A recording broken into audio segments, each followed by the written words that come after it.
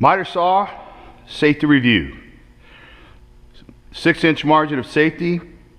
Always keep the blade down below the surface while the blade's still spinning before you raise it. Never raise a spinning blade. Make sure it's come to a complete stop. Never try to use this saw for ripping. Never hold lumber in this position, this direction. Always use it for cross cutting. Maintain 6-inch margin of safety. Board must have a flat face, jointed edge, tight to the table, flat to the table, tight to the fence. Make the cut.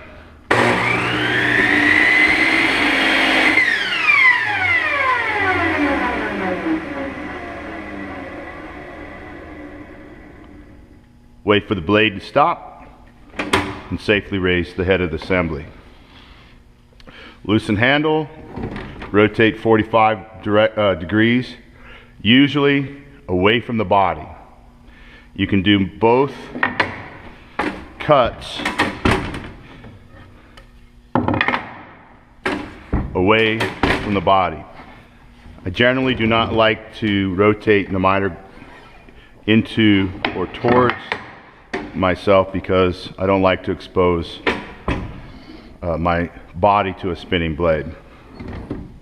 When using a miter saw, make sure that you keep the stock against the fence and flat on the table.